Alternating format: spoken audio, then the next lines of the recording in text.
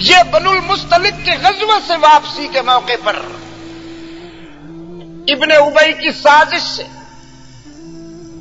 یہ طوفان اٹھایا گیا، اور اس کے پس منظر میں یہ سازش کار فرما تھی کہ نبی و صدیق میں رفت پیدا کر دی جائے۔ نبی و صدیق کی دوستی چونکہ بڑی پختہ اور تاریخ ساز ہے، اور اس رفاقت اور تعلق کی بنیاد پر اسلام پھیل رہا ہے، تو انہوں نے سوچا کسی طرح سے نبی و صدیق میں رفت پیدا کر دی جائے تاکہ اسلام کے بڑھتے ہوئے قدم رک جائے۔ چنانچہ حضرت صدیق اکبر رضی اللہ تعالی عنہ کی لخت جگر ام المومنین سیدہ عائشہ صدیقہ رضی اللہ تعالی عنہ کے بارے میں انہوں نے نہایت غلیظ پراپگنڈا شروع کیا۔ بنو المستلق کے غزوہ سے واپسی کے موقع پر سرکار دو عالم صلی اللہ علیہ وسلم گھر آئے۔ سیدہ عائشہ صدیقہ رضی اللہ تعالی عنہ فرماتی ہیں، میں نے اپنے آقا کو سلام عرض کیا تو حضور نے چہرہ پھیر لیا۔ جس طرف حضور نے چہرہ پھیرا تھا میں دوڑ کے اس طرف گئی اور میں نے سلام عرض کیا، اللہ کے رسول نے چہرہ پھر ادھر پھیر لیا۔ بس فرماتی ہیں میرے جذبات پہ بجلی گر گئی۔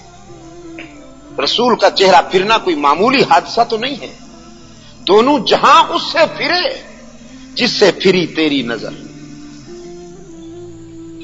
دونوں جہاں اس سے پھرے جس سے پھری تیری نظر،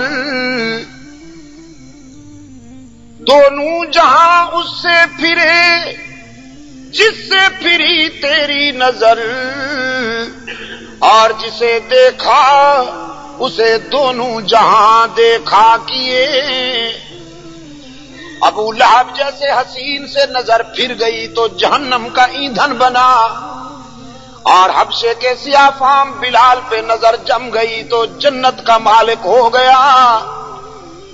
سیدہ عائشہ صدیقہ رضی اللہ تعالی عنہ فرماتی ہیں میرا دل ڈوبنے لگا اور میں سمجھ گئی کہ کوئی سنگین حادثہ پیش آ گیا ہے۔ معلوم کرنا چاہا لیکن سرکار دو عالم صلی اللہ علیہ وسلم نے فرط غم میں کچھ نہ بتایا، تو اب اشک بار ہو جاتی ہیں۔ سیدہ عائشہ صدیقہ رضی اللہ تعالی عنہا آنسو بہاتے ہوئے عرض کرتی ہیں اللہ کے محبوب اگر آپ اجازت دیں تو میں اپنے ابا جان کے ہاں چلی جاؤں۔ مطلب یہ تھا کہ وہاں جا کے ذرا ماں سے اور اپنے ابا جان سے درد دل کہوں گی۔ سرکار دو عالم صلی اللہ علیہ وسلم خاموش ہو گئے، اور اس خاموشی کو اجازت سمجھ کر سیدہ عائشہ صدیقہ رضی اللہ تعالی عنہ گھر تشریف لائیں۔ لیکن گھر میں پہنچی تو دیکھا کہ باپ بھی آنسو میں بے قرار ہیں اور والدہ تو رو رو کے گھائل ہو چکی ہیں۔ حضرت صدیق اکبر رضی اللہ تعالی عنہ کے سامنے قرآن کھلا ہے اور روتے چلے جا رہے ہیں۔ جناب عائشہ فرماتی ہیں رضی اللہ تعالی عنہا میری سمجھ میں نہیں آ رہا تھا کہ کیا ہو گیا، یہ تو پھر ام مستہ کی زبانی پتا چلا کہ منافقین نے میرے خلاف بڑا زہریلا پراپگنڈا کیا ہوا ہے۔ فرماتی ہیں جب میں نے اپنے اوپر لگائے جانے والے الزام کی خبر سنی تو بے ساختہ بخار میں مبتلا ہو گئی۔ گھر آئی، مصلی اٹھایا اور روتی ہوئی مکان کے اس کونے میں جانے لگی جہاں تنہائی اور اندھیرا تھا۔ مامتا کی ماری ہوئی ماں نے اپنی بے قرار بچی کو اشک بار عائشہ کو مکان کے تنہائی والے حصے میں جاتا دیکھا تو پوچھا بیٹی کہاں جاتی ہو؟ سیدہ عائشہ صدیقہ رضی اللہ تعالی عنہا نے فرمایا ماں جی ہائی کورٹ تو ناراض ہو گیا ہے، ذرا سپریم کورٹ کا دروازہ کھٹکھٹانے جا رہی ہوں۔ میں اس کی عدالت میں اپیل دائر کرنے جا رہی ہوں جس کی عدالت میں کسی کے آنسو رائے گاہ نہیں جاتے. تنہائی میں آئی، مصلی بچھایا، سر بسجود ہوئی، عرض کیا الہ العالمین، کوئی اور جانتا ہو یا نہ جانتا ہو لیکن تو میرے کردار کو بھی جانتا ہے، میرے افکار کو بھی جانتا ہے، میری گفتار کے ایک ایک زاویے کو جانتا ہے، اور تیرے سوا کسی کے سامنے درد دل بیان کرنے کا فیصلہ کر چکی ہوں کہ نہیں کروں گی، جو کچھ بھی کہنا ہے تجھ سے کہوں گی. آج میں تیرے در پہ سوالی بن کے آئی ہوں اور کچھ نہیں مانگتی، آبرو کی حفاظت کی بھیک مانگتی ہوں، اس لیے کہ عورت کے لیے آبرو سے بڑھ کے کوئی سرمایہ نہیں ہوتا. الہ العالمین، تیرے پیغمبر موسیٰ پر الزام لگایا گیا تو نے ان کی برات کا بھی اعلان کرایا. سیدہ مریم پر الزام لگایا گیا تو اس کی صفائی بھی بیان ہوئی. حضرت یوسف پر الزام لگایا گیا تو اس کی برات کا بھی اعلان کرایا تو نے. آج تیرے محبوب کی عائشہ بھی روتی ہوئی آئی ہے، میں بھی اس وقت تک سر نہیں اٹھاؤں گی جب تک میری برات کا اعلان نہیں ہوگا. نعرہ تکبیر، نعرہ تکبیر. ادھر جناب عائشہ صدیقہ رضی اللہ تعالی عنہا اشک بار ہیں اور ادھر سرکار دو عالم صلی اللہ علیہ وسلم غم و حزن میں ڈوبے ہوئے ہیں. صحابہ کا اجلاس بلا رکھا ہے، فرماتے ہیں مشورہ دو کیا کروں، لیکن صحابہ تو فرط غم میں رو رہے ہیں، سسکیوں کی آوازیں آ رہی ہیں، ہر شخص کی آنکھیں برس رہی ہیں، کسی کو جرأت گفتار نہیں، کوئی لب کشائی کی پوزیشن میں نہیں. ایک کونے سے آواز آئی، اللہ کے رسول اگر آپ زیادہ کبیدہ خاطر ہیں تو نبی کو بیویوں کی کمی تو نہیں، عائشہ کو آزاد کیا جا سکتا ہے. یہ آواز حضرت علی المرتضیٰ کی تھی رضی اللہ تعالی عنہ. اور یہ ہمارا ایمان ہے کہ حضرت علی رضی اللہ تعالی عنہ نے یہ مشورہ صرف رسول کی دلجوئی کے لیے دیا، حضرت عائشہ رضی اللہ تعالی عنہ کے خلاف نہیں، صرف رسول اللہ صلی اللہ علیہ وسلم کی دلجوئی کے لیے دیا.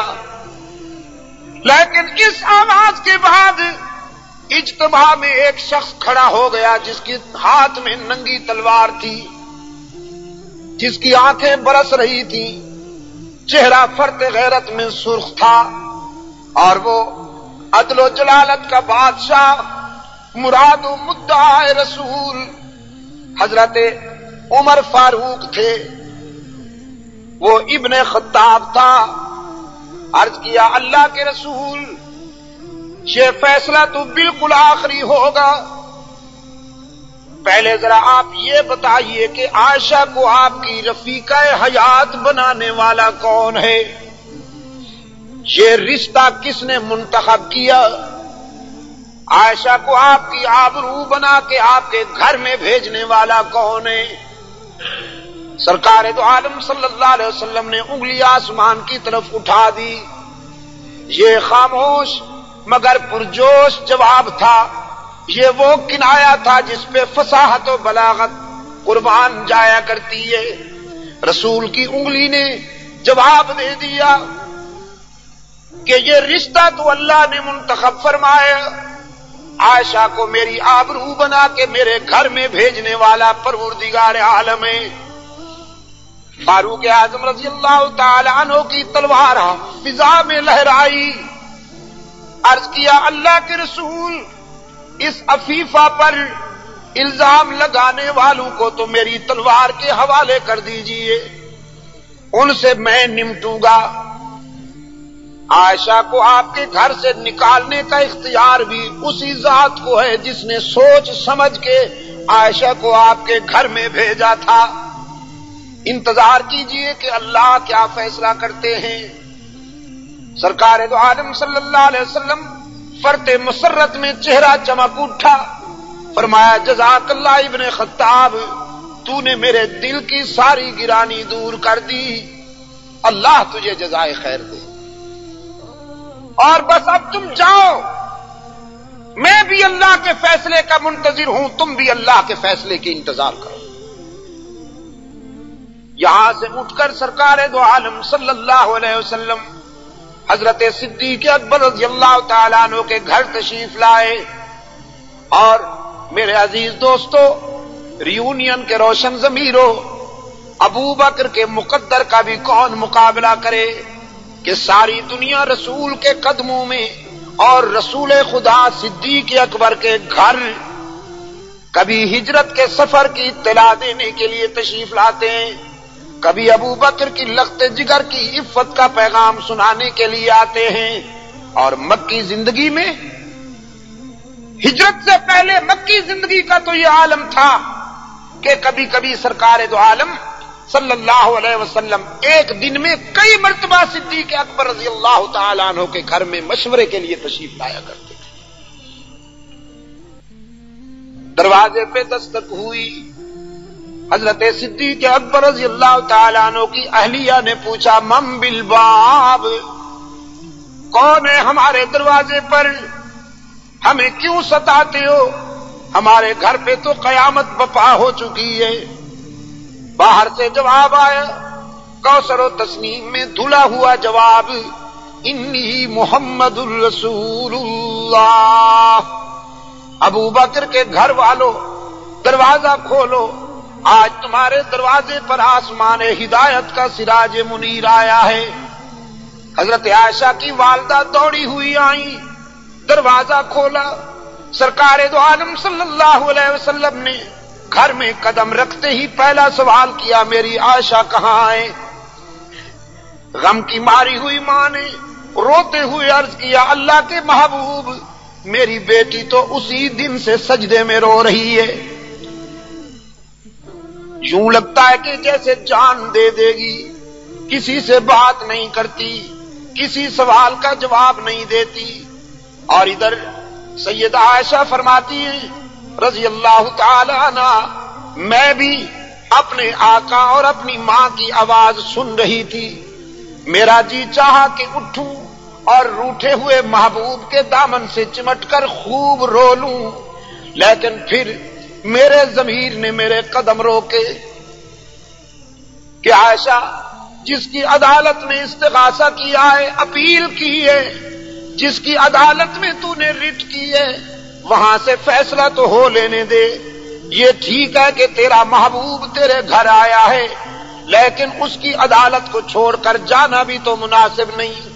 فرماتی ہیں میں نے ضبط کیا، اور رحمت عالم صلی اللہ علیہ وسلم قریب آ کے بیٹھ گئے۔ فرمایا بنت صدیق، سننے کے لیے آیا ہوں، اگر اپنی صفائی میں کچھ کہنا چاہتی ہو تو بولو۔ فرماتی ہیں بس اب میرے صبر کے بندھن ٹوٹ گئے، اب میرے ضبط کا پیمانہ لبریز ہوا،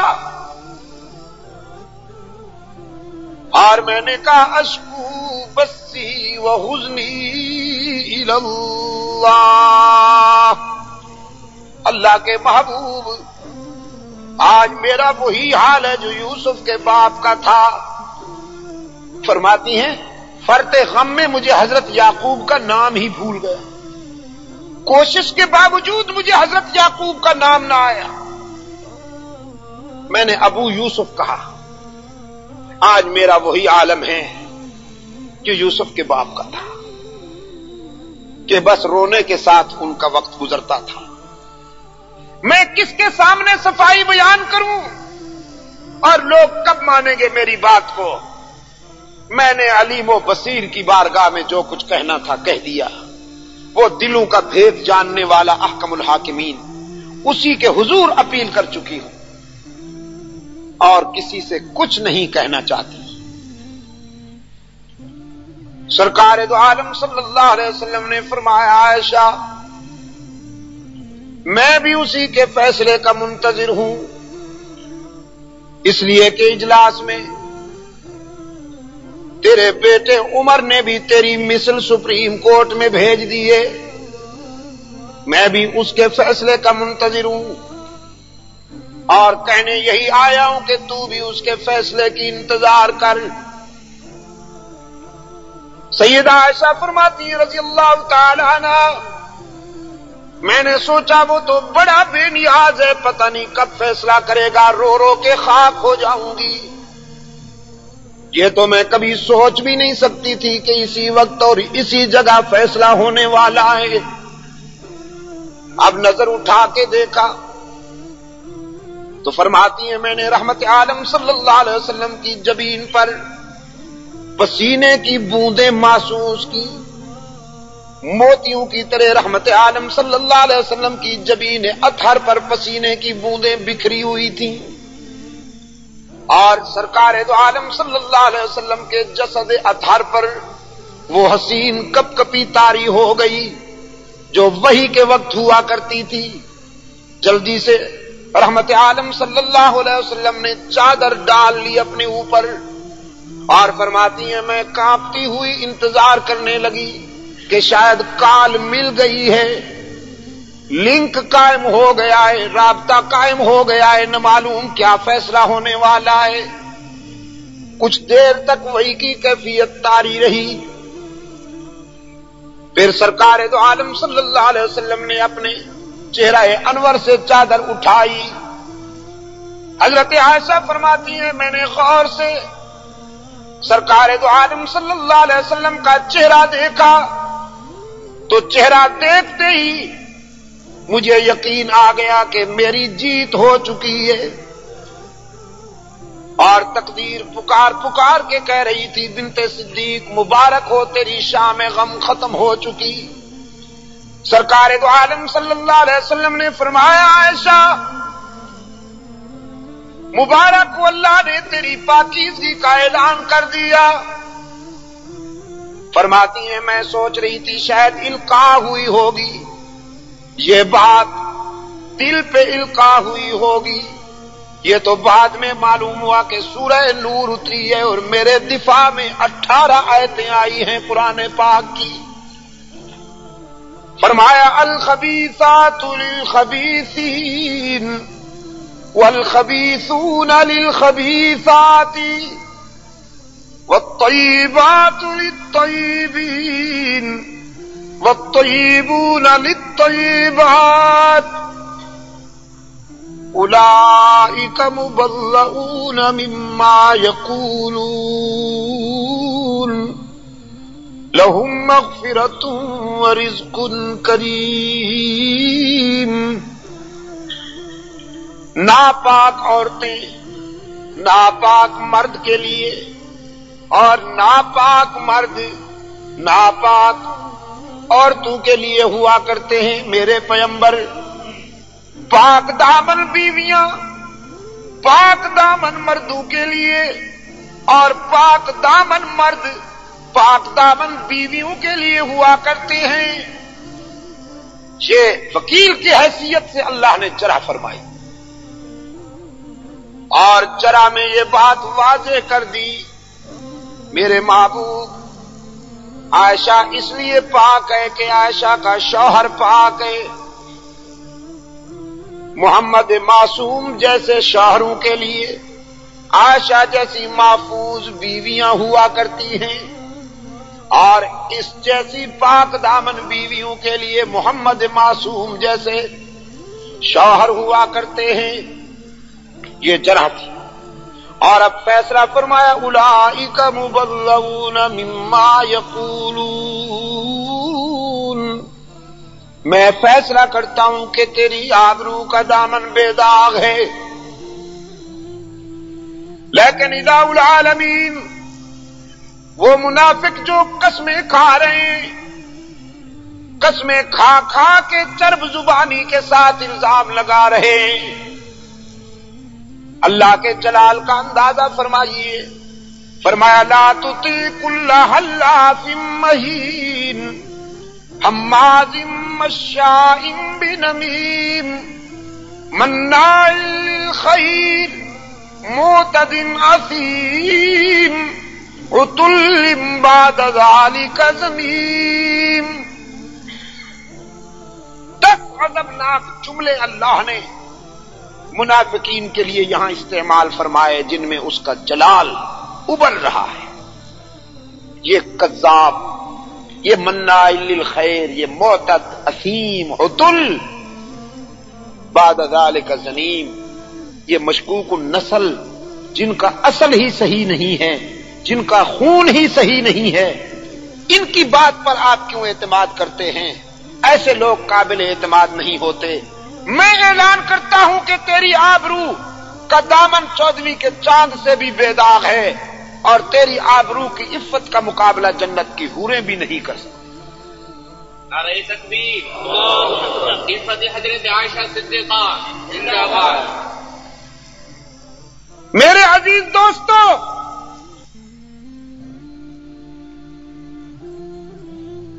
والدہ ساتھ بیٹھی ہیں حضرت عائشہ صدیقہ رضی اللہ تعالی عنہا کے،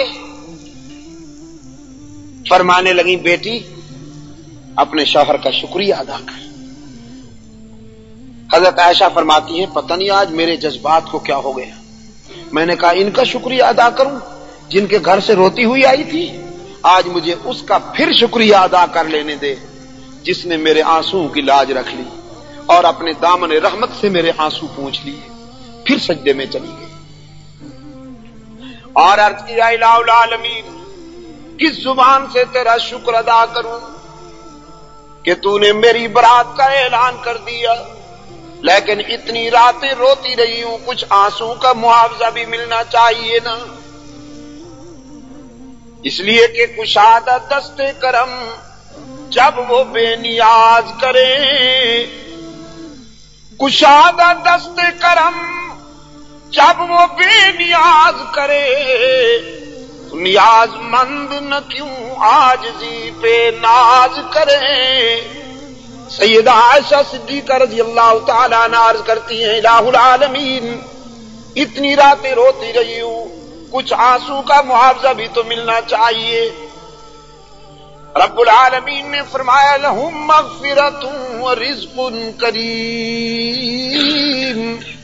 صرف آپ کو ہی نہیں بلکہ تیرے غم میں جتنی آنکھیں اشک بہار رہی ہیں میں نے ان سب کے لیے رزق کریم تیار کیا ہے. تیرے دشمنوں کے لیے عذاب علیم.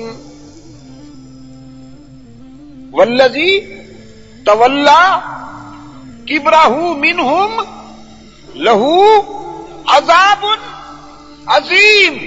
تیرے دشمنوں کے لیے، منافقوں کے لیے عذاب عظیم تیار ہے، اور تیرے سچے فرزندوں کے لیے جو تیرے اس غم میں اشک بار رہے اور بے قرار رہے، ان کے لیے رزق کریم تیار ہے. اور میں کہا کرتا ہوں عائشہ کے دشمنوں کے لیے جو عذاب عظیم تیار ہے اس کی ایک قسط دنیا میں مل رہی ہے اور باقی قسطیں وہاں حشر میں ملیں گی، عقبہ میں ملیں گی. سیدہ عائشہ صدیقہ رضی اللہ تعالی عنہ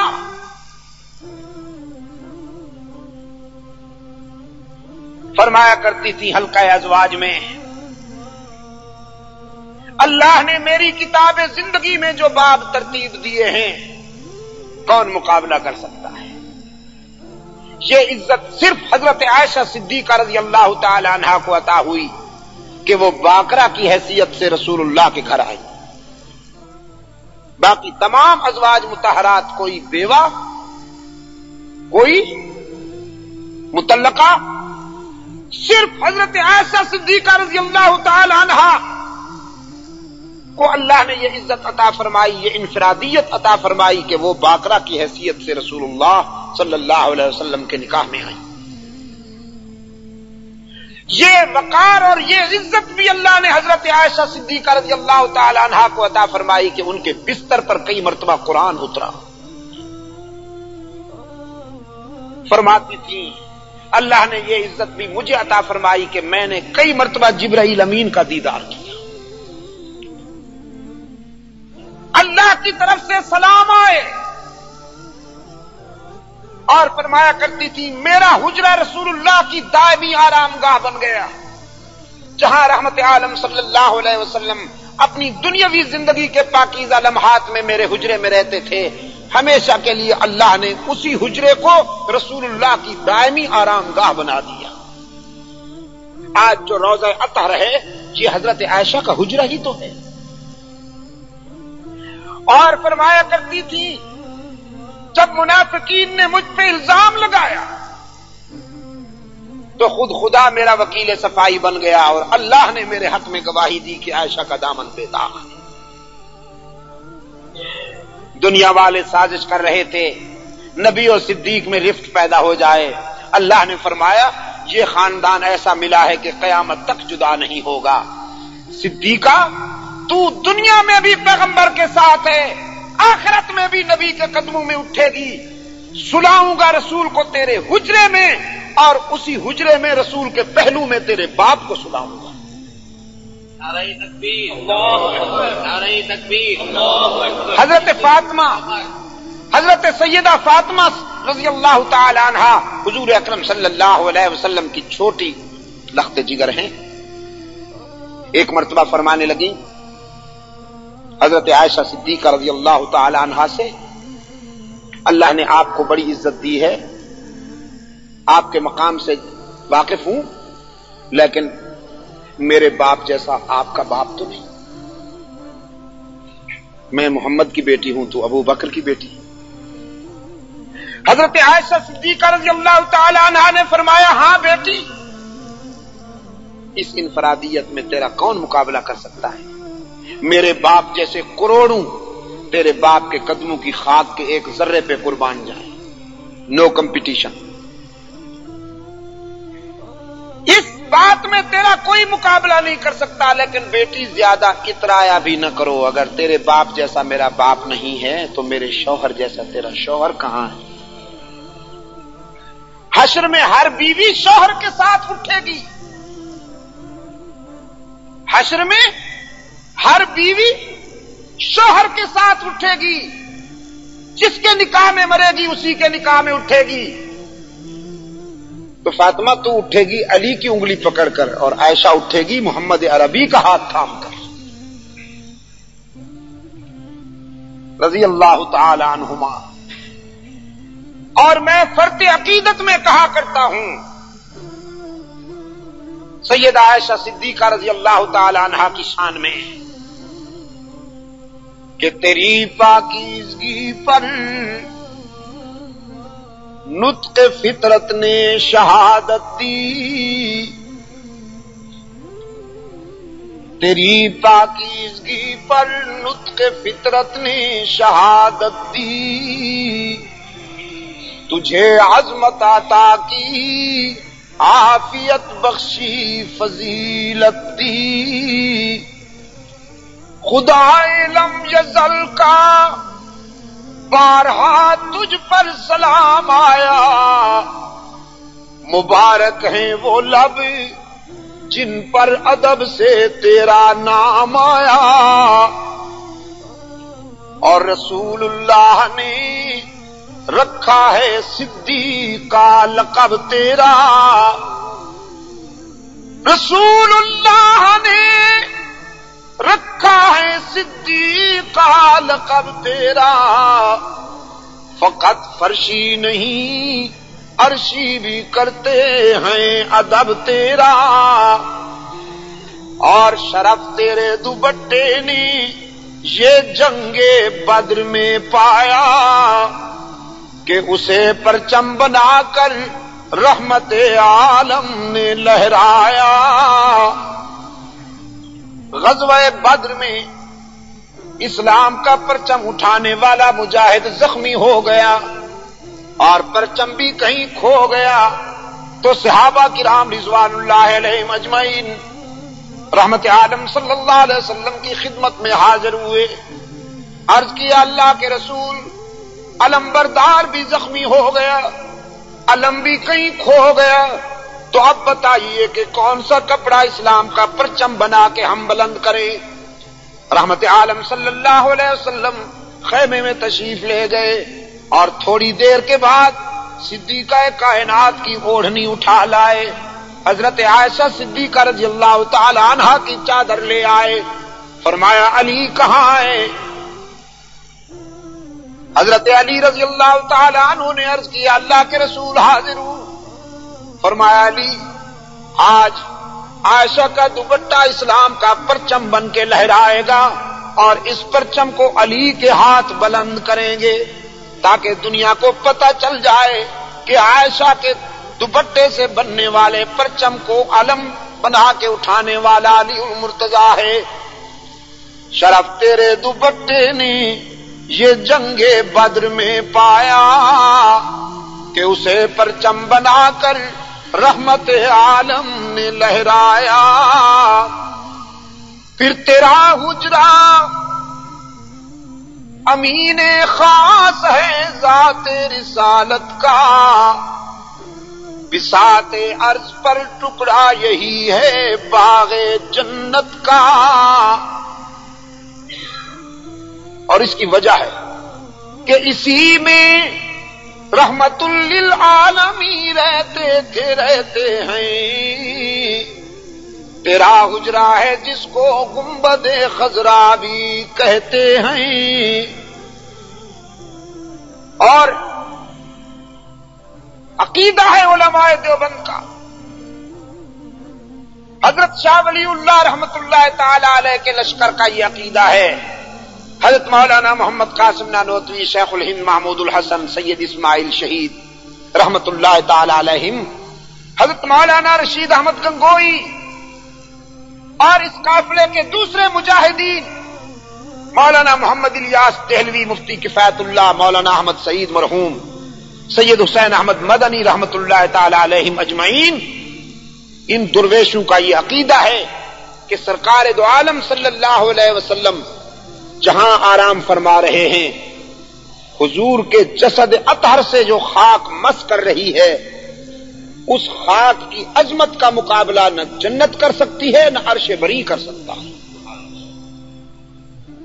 الحمدللہ اللہ نے ان درویشوں کو یہ مقام عطا فرمایا ہے۔